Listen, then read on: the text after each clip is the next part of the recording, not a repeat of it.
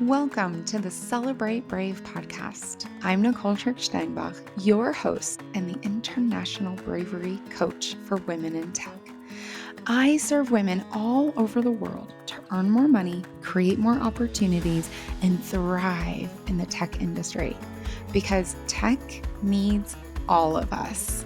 Are you ready? Let's go. Hello, brave people. This is a single episode. It's me, and I'm talking about some sort of explosive stuff. You might feel called out in this podcast episode. Good. Stay and listen. Feel the discomfort. Take some notes. Take some action. It's our responsibility as women in tech to step into our brave, to be super clear, to build our momentum, and to hold ourselves accountable so that we thrive as women in tech. Thriving means more money, new and more opportunities, and just being less unhappy. And doing that for ourselves as well as the other women in tech. We got to do it first so that they can see it, they can believe it, and then they can be it. And the reason this matters, you can hear I'm already keyed up. And the reason this matters because tech is the spine of the entire world. How we manage our finances, how we communicate with each other, what we buy, who we support, probably how we vote, our taxes, our schools, how we take care of the climate or not. We are the creators of the spine of the world, and we need a much bigger role so that tech is better and the world has an opportunity to be better as well. All right. Whew. So the context for this is Grace Hopper Celebration 2021. If you've been listening to this podcast, you know I am a huge Anita B fan. I'm one of their premier career coaches. I believe I was the first. It was not an easy process to get through. They really take care of their 100,000, I believe it's 100,000 individual members. And Anita B is the world's largest organization focused on women in technology. They are global. They are investing around the world. And one time a year, they have an incredible conference that every single time I go, I walk away a better person and more effective woman in tech, which is why I keep going and why I always try to speak and why I carve out the entire week. And that celebration is called the Grace Hopper Celebration. And you know, Admiral Grace Hopper was the source of one of my favorite quotes. Now, she said it slightly differently. I'm more blunt. And that quote is, "It is better to ask for forgiveness than permission." And that is where we're going to start today. So, Grace Hopper Celebration 2021, to wrap it up, awesome, effective, impactful, inclusive in a brand new way, straight talk, awesome. There were about 30,000 women and a few allies, which was super, super cool. I met women who were getting up at 2:00 in the morning to attend the virtual sessions. 2:00 in the morning. That is the level of commitment to this event because the event is so damn good. Some proof points. Oh, some proof points. All right. The speakers. This is a very, very small slice, just so you can get a feel of the level we're talking about here. The chief operating officer at Zoom, Aparna Bara, she talked about Zoom and how they messed it up and how they committed and how they made it better. Yeah. Crazy, right? And crazy impactful. Then U.S. Ambassador Susan Rice. Y'all, the U.S. Ambassador. Just swung by. No big deal. The VP of Product Design and Responsible Innovation at Facebook, Margaret Stewart. And there was blowback. There were hard questions. There was criticism. There was dialogue. There was even a tiny little bit of accountability, which I thought was incredible. Whew, the Chief Information Officer of Disney, Diane Jurgens. And if you are wondering what they're doing over there, you should be wondering, because holy moly, kind kitty, they're doing some incredible stuff. They've got incredible responsibility to our society. And that was addressed too. Okay, then we've got human rights lawyer and author, Haben Girma. You want to feel challenged, called out, and know that you've got to be a lot better? Find her book. And then last but never least is engineer, scientist, and advocate, Timnit Gebr. And you might know her because Google fired her for noticing and insisting on talking about data that showed the algorithms and the behavior and the infrastructure was problematic at best. And of course, myself, I spoke. In fact, I spoke 3 times. I attended 10 live sessions of direct conversation in larger groups. I had 11 spot coaching sessions with women all over the world. In addition to that, I offered multiple opportunities for flash coaching to a few minutes. So, heard incredible voices from leaders and change makers, impact people whose names I just said, engaged with large and small groups live across the world, literally women waking up in the middle of their night to attend this and be a part of it, students, VPs, everything in between, coached over 20 individual women, and learned a lot. Here is something that I learned. And this is where you may begin to feel called out. Stay with the discomfort. That is where growth is made. I promised my audience I would send them 5 emails about Grace Hopper's celebration. I have sent 4 as of recording. It's November 9th, and I have sent 4. I'm making this podcast because I hold my promises. I follow through. And no matter how I tried to write this, it came out really mean. So I'm hopeful that you hearing my voice and my compassion and my love and my commitment to you, to us as women in tech, will make this very clear message, both clear and you'll be able to listen to it. Okay, here we go. It is utterly shocking to me, utterly shocking to me, as in I had to take multiple naps after Grace Hopper, not during Grace Hopper, after.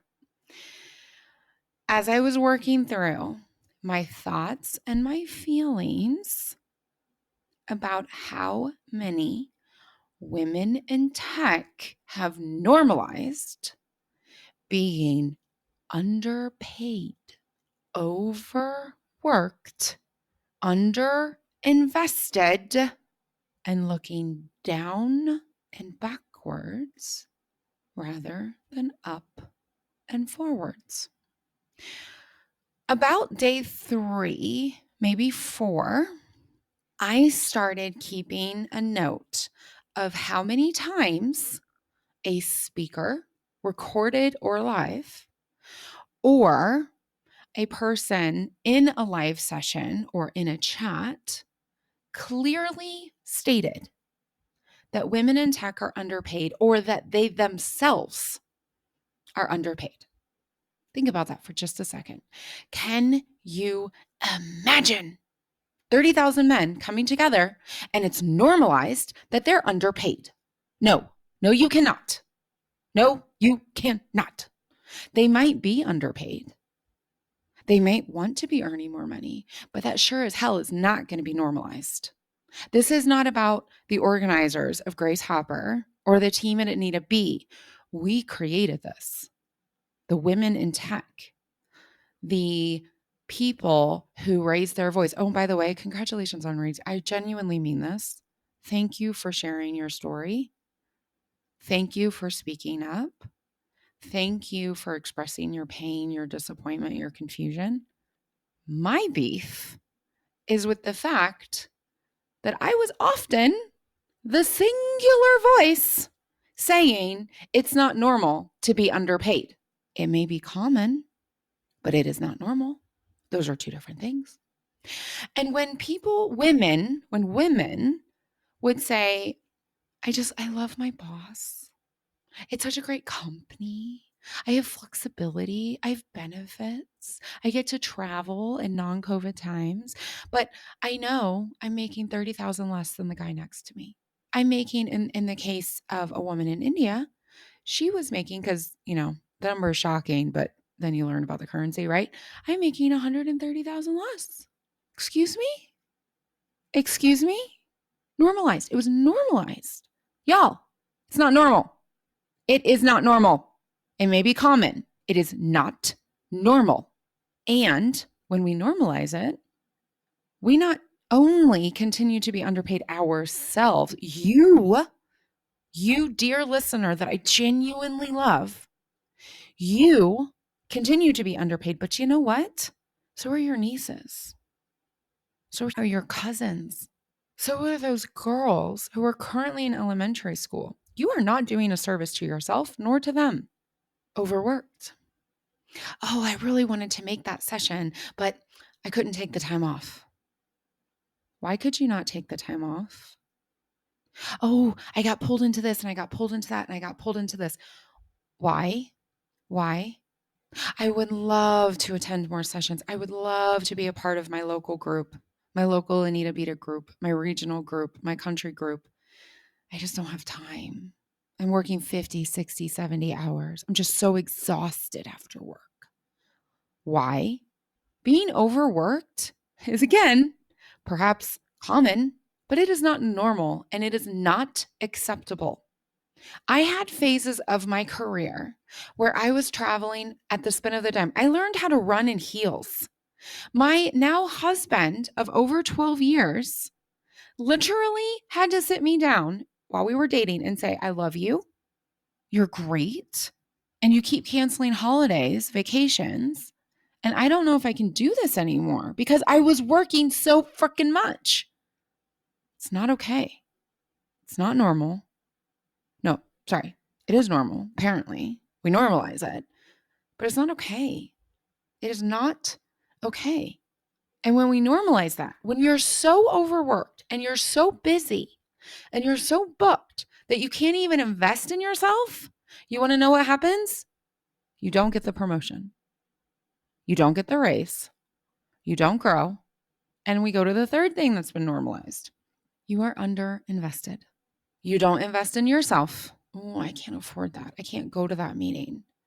I don't know how on earth I'd find time for a mentoring relationship.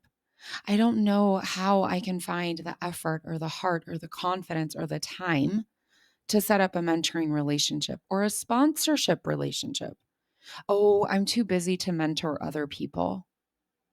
I can't go to that certification. I can't get coached because it's too expensive and I don't have the time. You want to know what Chad, who's earning 40,000 more than you and is leaving and having holidays and weekends, is doing? He's investing in himself. He's learning how to be clear. He's practicing conflict. He sure as hell has a mentor, probably multiple ones. He's got a sponsor. He's mentoring other people, I bet. People who are like him, most likely, if the statistics are not lying, if the data is not lying. Oh, I don't have the time. I'm so busy. I can't afford that. I can't afford the certification. I can't afford the coaching. Well, Chad can. Bob can.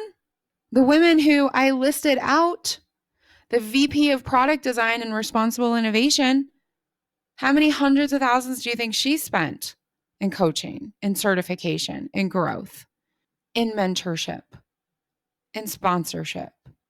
How about US Ambassador Rice? What do you think she did to invest in herself? You think it just fell in her lap? No. No, it did not. It absolutely did not. I don't like to do politics. Then don't do politics. Don't gossip. Don't spread information that hurts, but do build relationships. Oh my goodness, what we have normalized. I hope you can see why, as much as I have attempted to write this with love and compassion, I thought sharing my voice would be more effective. It is common and not normal to be underpaid, overworked, and uninvested. If you're unhappy, you think you should be earning more, you should have more opportunities, you should be happy in your career, change it. Here's 3 things I recommend you start with. Really, I really recommend that you start with these. These are levers to incredible growth. They won't solve it all, but boy, will you step forward. Number 1, stop confusing your loyalties. You're underpaid, you're overworked because you are more loyal to a corporation that in the first sign of stress, loss, impact, strategy change, dissatisfaction will end their relationship with you and continue. You are putting them in a system ahead of yourself. And that includes your boss. Your boss may have feelings about ending their relationship with you, but your boss will still do it. And if you aren't sure, if you're like, no, I don't think so, my boss would do anything to protect myself. Think about the first 4 months of COVID. Were you scared? Were you concerned? Were you checking your savings? Were you asking your boss, are there going to be layoffs? What are we going to do? Are we going to get paid? Then you know. Stop confusing loyalty. Your loyalty is to your career. And if you're underpaid and overworked, you're confused. Choose loyalty to you.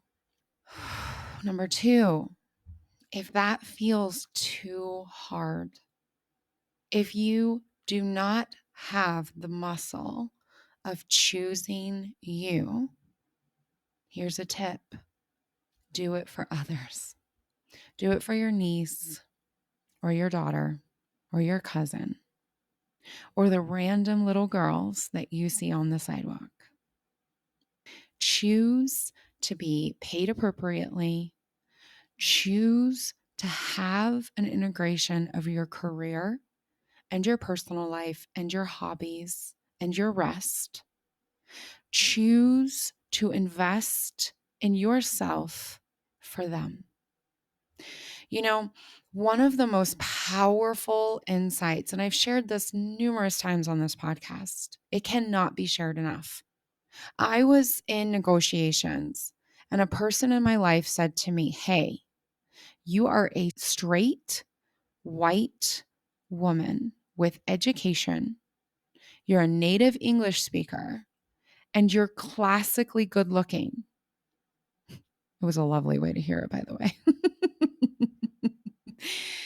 If you do not negotiate, if you do not earn your market value and above, if you do not set the tone, and you have all that privilege and more, what do you think you're doing to Black women, to brown women, to lesbians, to bi women, to polyamorous women, to religious women, to conservative women, to incredibly liberal women, to foreign women?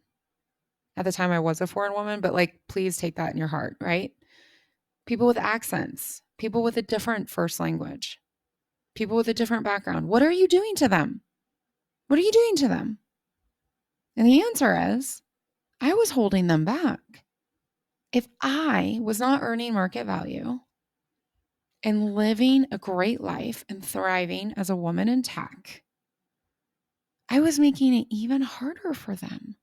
I'm a straight white woman. If you cannot do it for yourself, do it for others. And then we come to number 3. You must invest in yourself. You must. It's not a, hey, I think this is a good recommendation. You must. If you want to be earning 6 figures and you're not, first of all, that's a freaking problem. And second of all, or the equivalent of 6 figures, first of all, you need to invest as if you do. People are like, oh, I don't want to fake it till I make it. It's not about faking it until you make it. It's about acting as if. If you do not act as if, you will never become a safe, quote unquote, safe choice for the people in power who already see you as risky, who already raised the bar, who already insist that you have the results and are hiring Chad over there based on his potential. The data is freaking clear. So is your lived experience. You know this. If you want to be earning 6 figures, you better freaking invest like it. If you want to be reaching the executive levels, you better freaking invest like it. You better put your time, your energy, and your money into where you're going. People are out here earning over 100,000 and they say that coaching's too expensive. That's fine if you don't want to coach. But let me tell you something. Those names I listed out, these VP, SVP, ambassadors, do you really think that they didn't invest in themselves? Sheryl Sandberg, she's very clear about how she's invested in herself. Listen to the interviews on this podcast. Hear how they invest in themselves. Tens of thousands of dollars over the course of their career. And when it was time, when they wanted to step into greater roles with more impact and more salary, guess what? They invested before, not after. There will not be an after if you are not investing before. Your time, your energy, your money. Invest before. It may be common. You may not know anybody who is investing 20% of their time to building relationships, getting mentored, mentoring, setting up sponsorship opportunities. You may not know anybody in your space that's using that 20% to work on their confidence and how they believe in themselves, becoming the who, becoming the incoming woman in tech, the incoming director, the incoming software architect, becoming the expat. You may not know anybody who's doing that, but let me tell you something. You don't know the people who are going to be the keynote speakers of Grace Hopper. You may not know anybody who is putting down 10,000, 20,000, 50,000 to invest in themselves outside of a university system. You may not know anybody who's doing that. And I will say it again. You do not know the people who are going to be the keynotes at Grace Hopper, because that's what those people are doing. Deep breath. Deep breath. The world desperately needs tech that serves us all. Tech that protects the environment, not destroys it. Tech that elevates human rights, not circumvents it. Tech that increases opportunity for everyone and not just people like me, not just people like tech bros. The world needs better tech. For better tech, we need more identities in every single room, making the decisions, influencing the decisions, building the future today. That means you need to step up. You need to be appropriately paid. You need to have a life and a professional space and hobbies and rest. And you need to invest in yourself and the other women in tech. This podcast episode may have been very uncomfortable. I appreciate that. Please know I am in my brave clarity, my brave momentum, my brave accountability to gift this to you. This is not comfortable for me either. And what is common is unacceptable. What is uncommon, what is excellent, what is audacious, that, dear listener, that's where you deserve to be. Until next time, brave it up. Thank you for listening to this episode of the Celebrate Brave podcast. If you're ready to build your brave, to live a life you love, and create a career that matters to you, reach out. Together, we can spend time one-on-one to explore how I can help you. And until then, share this episode with people in your life, people who can join our movement to redefine brave, how we identify it, experience it, and celebrate it.